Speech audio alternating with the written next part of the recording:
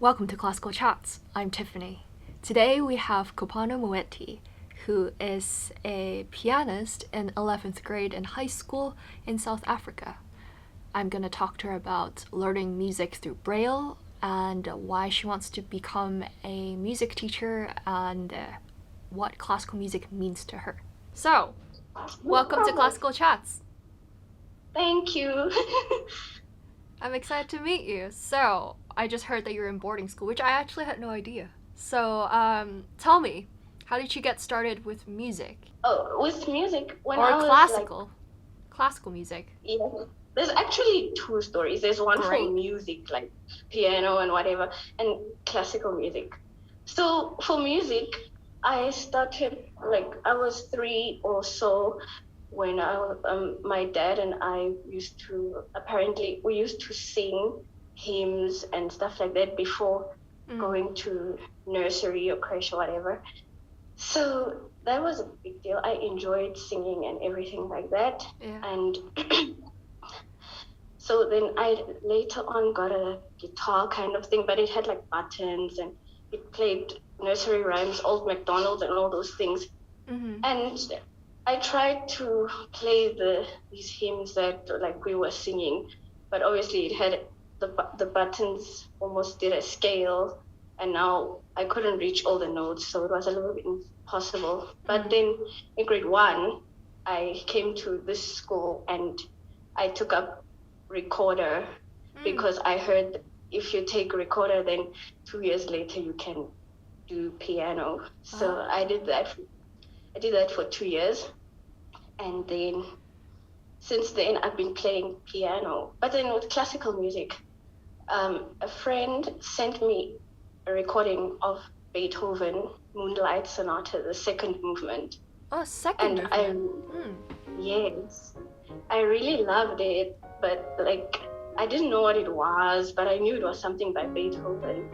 And then I lost it for whatever reason. But then it's like 6 or 7 months later, at the end of 2017, I got a Beethoven app and I found that Moonlight Sonata, and I was very happy. And I started, looking up the biographies of these composers, and I was very interested in all of these accomplishments and all of the things that they did and composing and everything, So I've been playing music for, I think, like piano for 8 years now. So 8 years, wow. And you're 16, so you started when you were 8. Yeah, 8. Do you have like a early memory of you playing aside from the Moonlight Sonata? No, I never played the Moonlight, so but no, not really. But my teacher used to play classical music, but I didn't know that it was classical music. Like for us to conduct 3/4 time, she would play the Chopin waltz in A minor, and I didn't know of Chopin then, and didn't know these things. So what was it like when you finally learned that this was classical music and these were music by Beethoven and Chopin? I couldn't believe it, actually. I was really shocked, like, what? The release is by Beethoven. How is this possible?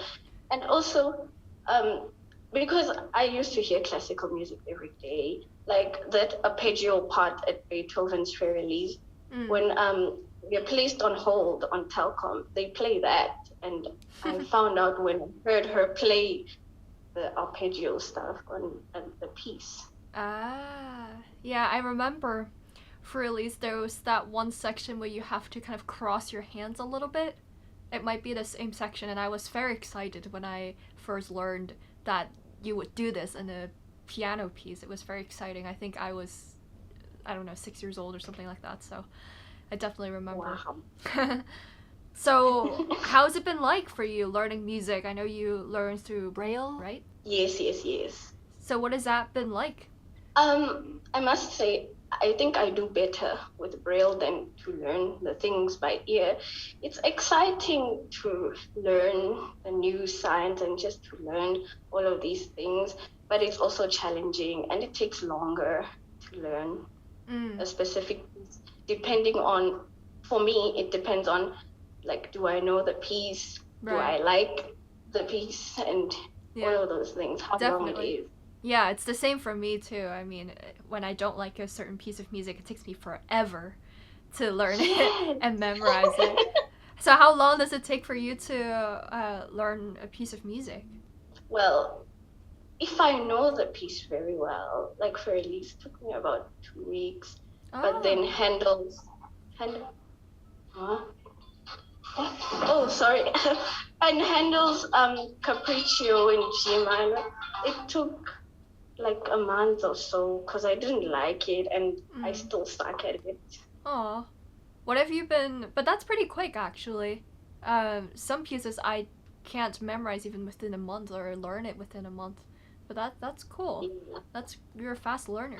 What are some of your favorite pieces then? You mentioned you didn't quite like the Handel, so what do you like? I like Kindergarten. I'm so obsessed about it. I want to learn that Oh, piece. the Schumann. Yes. Oh, I'm very glad. I mean, I love that piece. And do you have a favorite movement of that, Kindergarten? Number 6, important event. I think I like a lot of them, but number 6 is the one that like drew me to the entire piece Ah. because I heard you played on the Thank You live stream concert, and I was fascinated by those jumpy octaves there. Yeah, It's just like, it's very this is March cool. like. Yeah, it's very Ah. cool. I tried to play it, but I'm struggling also with the left-hand octaves. Mm.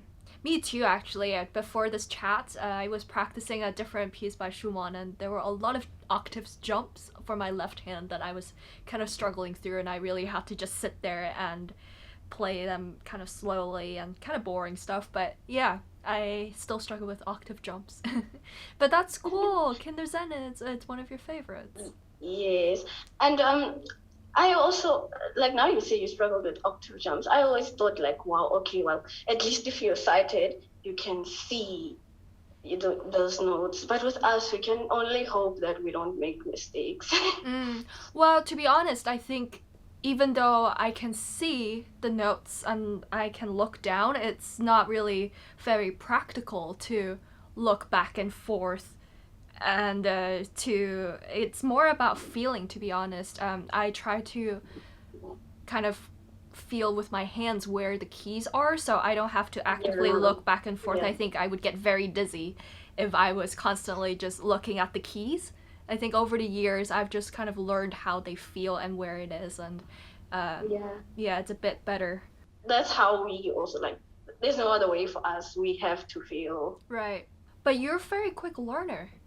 I'm very impressed because 2 weeks. It's kind of like the same that it takes for me sometimes to learn a piece. It's from it could be a few days, but it could also be a few weeks, and so we're quite similar, even though we come from different backgrounds. Yeah, I think it just depends on like what is your how well you know the piece, also the emotional attachment. Like if I Right. were to learn Beethoven the Moonlight Sonata, I would just, I don't know, I would feel so, I think, honored playing it because it's the reason I started with classical music. If it wasn't that piece, I wouldn't really care about classical music. I wouldn't understand it because I thought like all these years, honestly, till I like, found you, I was just thinking that, you know what, playing classical music is just, you're playing it, you're going to be a better pianist and you're going to practice your scales and that's it.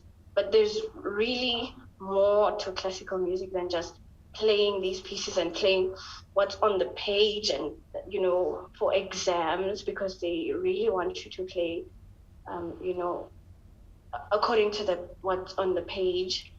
It's more than that. There's a lot of like emotions, and for me it's what I associate the piece to with Mm-hmm. that determines how I play it. Yeah, that was something that really touched me when you first introduced yourself to me. You said it's something that music is not just about playing the notes, and it's much more than that. So, what does classical music mean to you? And yeah, can you elaborate a little bit on that? Because I agree with you. It's, I think, a very common concept and understanding that you just play all the notes and that's it. you go to an exam, you get a score, and that's about it. So what does it mean to you then if it's more than just playing the notes?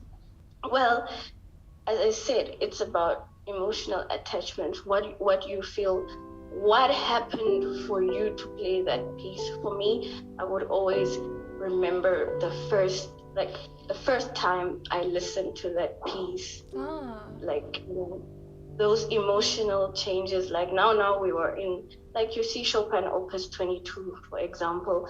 It's calm and whatnot, and then all of a sudden it changed. The mood just changed for the Polonaise. Yeah.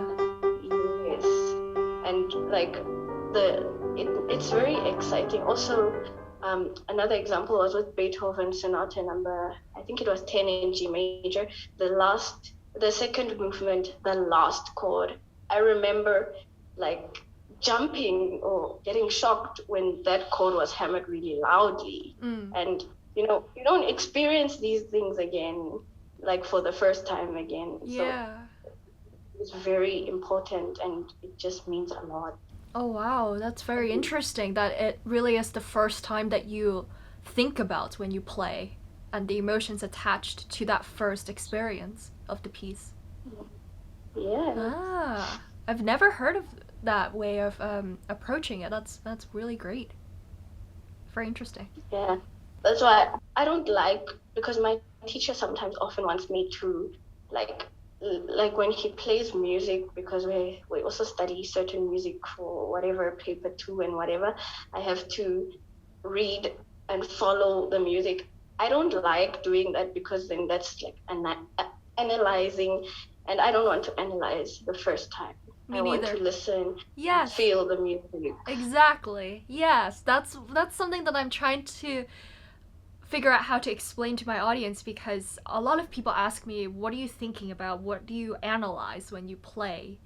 And to me, when I play a piece of music, I'm not analyzing thinking this is a C major chord, then it goes to a G major chord. It's not something very technical, and I've been kind of struggling to figure out how to tell my audience that it's not just about the parts and the chords and the technical things that make up music.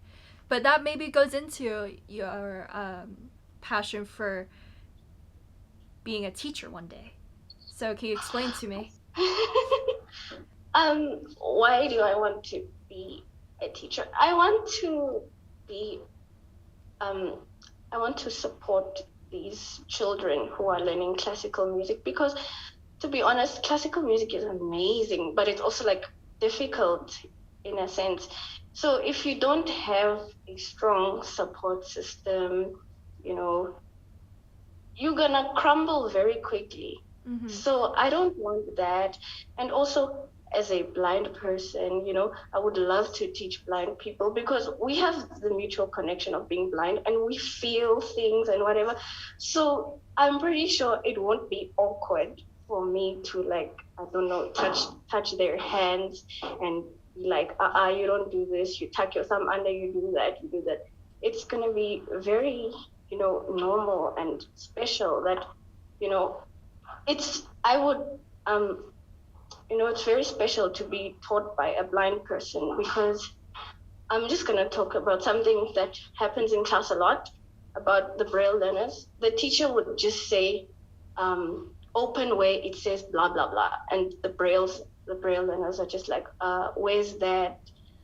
We can't find the page. And then, we just say it and listen. But now if I teach these people, I'll be like, open on this page, and I will read Braille with them. And it's going to be very special, and I want it to be very special. Yeah, I can understand that, definitely.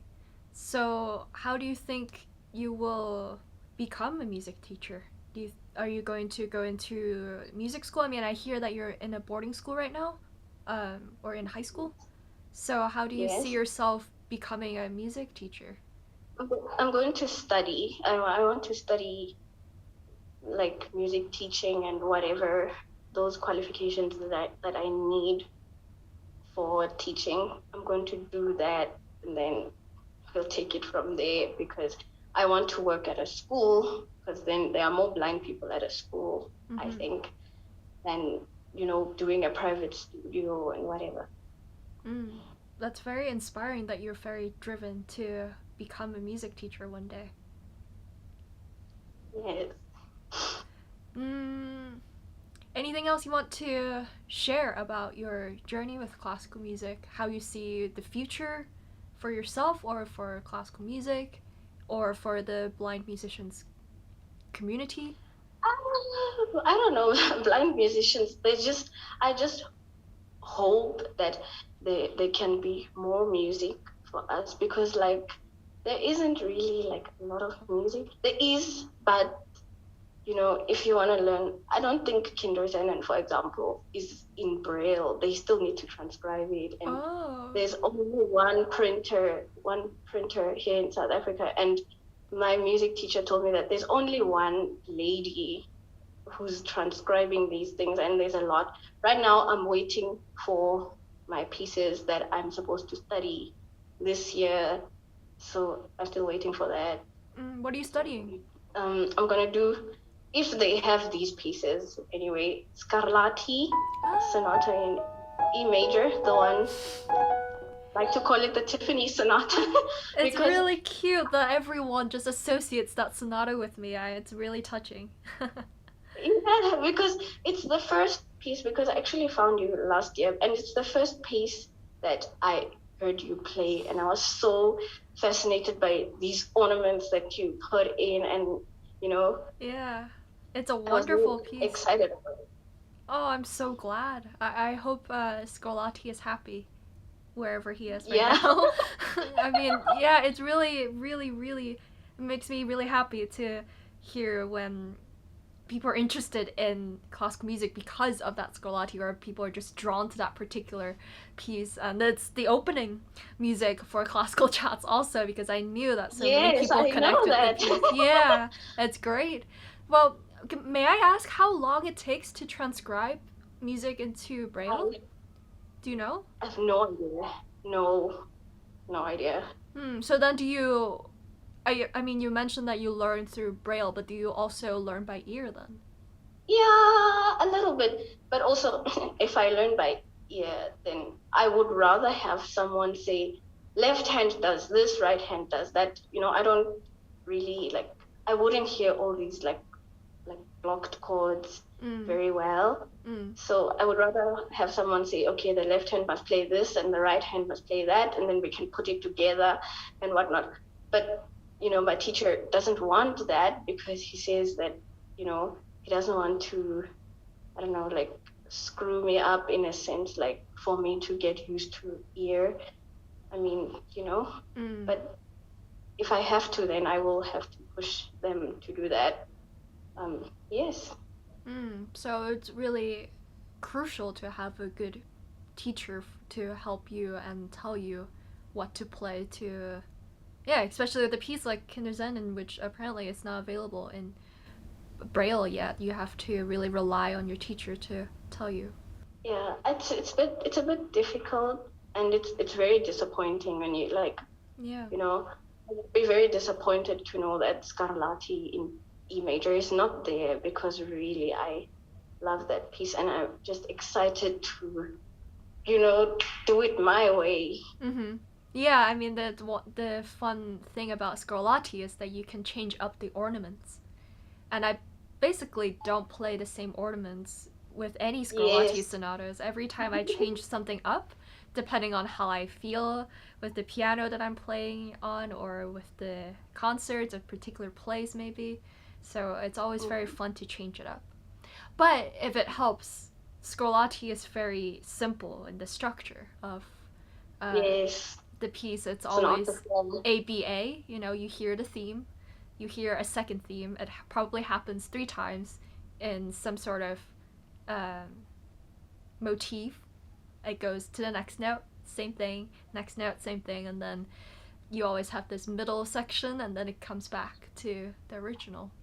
So it's a very simple structure to understand. But right now I'm busy with his sonata Sonata K444, but I don't understand that piece. I don't know what's going on. I'm not so connected with that piece, and Oh, I'm not familiar with it. So I don't know that I piece need actually. yeah. Sorry to say I don't know that. I mean, he wrote 500 or so or Yeah. more keyboard sonatas, so it's hard to keep track. But so you pick your pieces, or your teacher picks them? I pick them based on the UNISA syllabus or ABRSM, or depends on what I find. But most of the time, it's based on these syllabi. Well, it's been very inspiring to hear your approach to music, so thank you so much. Thank you for having me, Tiffany. Aw. Yeah, no, it's been great. Thank you so much. That was a really inspiring conversation with Kopano. She's very adorable and very inspiring in her approach to music. And I think we can all learn a lot about understanding music as beyond just the notes. And I hope you enjoyed our conversation. Thank you very much for listening. I hope you will also check out our other episodes of Classical Chats, either on YouTube or on your preferred platform for listening to podcasts. Thank you for your support. In the meantime, I look forward to the next conversation.